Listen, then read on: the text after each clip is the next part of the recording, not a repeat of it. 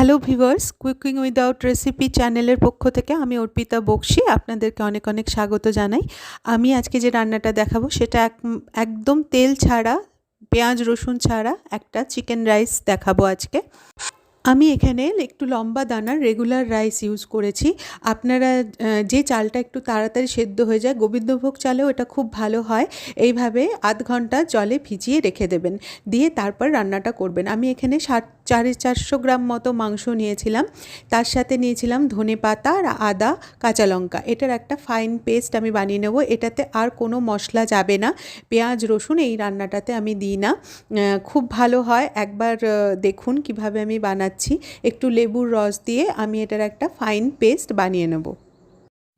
এই পেস্টটা আমি অর্ধেকটা চিকেনে ম্যারিনেট করার জন্য ইউজ করব, বাকি অর্ধেকটা আমি রেখে দেবো।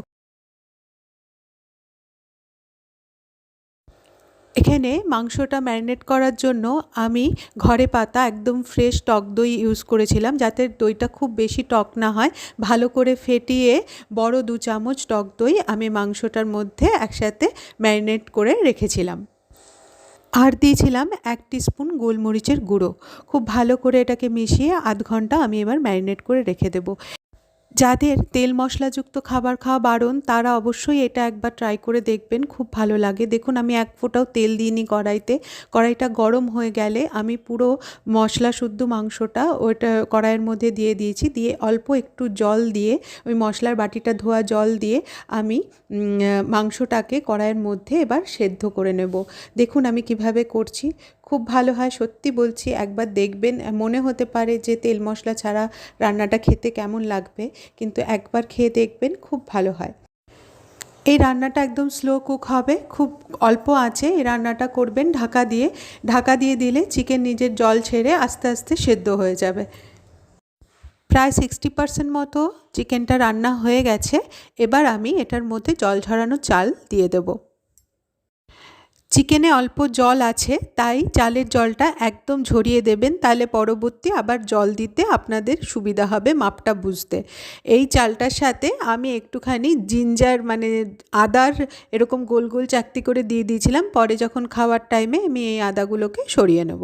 খুব ভালো করে মিশিয়ে তারপরে আমি এটাতে পরিমাণ মতো নুন দিয়ে দেব, কাঁচা লঙ্কা দিয়ে দেব। তারপরে আমি এটাতে 1 বাটি, যে বাটির পরিমাণে আমি চালটা নিয়েছিলাম সেই বাটির পরিমাণে 1 বাটি জল আমি দিয়ে দিয়েছি। বেশ খানিকটা জল ছিল চিকেনে, তাই ওই বাটির পরিমাণ দিয়ে দিয়েছিলাম। এরপরে কয়েকটা লবঙ্গ দিয়ে দিয়েছিলাম, আর কোনো গরম মশলা এটাতে আমি দেব না। এইভাবে এবারে ঢাকা দিয়ে খানিকক্ষণ সেদ্ধ করব। ঢাকা দিয়ে সেদ্ধ করার পরে একটু দেখে নেবেন চালটা সেদ্ধ হয়ে গেল কিনা। আমার এখানে চালের জন্য আর হাফ বাটি মতো জল লেগেছিল। তারপরে আমি এটাতে আবার ঢাকা দিয়ে এই 5 থেকে 7 মিনিট মতো আমি এটা কুক করে নিয়েছিলাম। খুব সুন্দরভাবে চালটা আর চিকেনটা দুটোই সেদ্ধ হয়ে গেছে।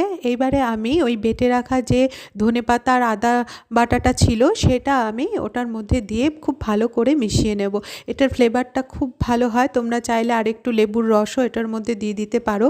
যারা ডায়েট করছো বা যারা একটু অন্যরকম কিছু ট্রাই করতে চাও, খুব মশলাদার না খেতে চাও, তারা এটা একদিনকে ট্রাই করে দেখো, খুব ভালো হয় খেতে।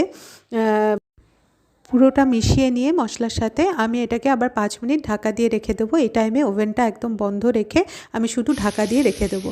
আমি এটা বাচ্চাদের জন্য সার্ভ করেছিলাম। এটার সাথে একটু বয়েল পটেটো চিজের সাথে আর গোলমরিচ দিয়ে ভালো করে মিক্স করে নিয়েছিলাম। রান্নাটা ভালো লেগে থাকলে সাবস্ক্রাইব করে পাশে থাকবেন।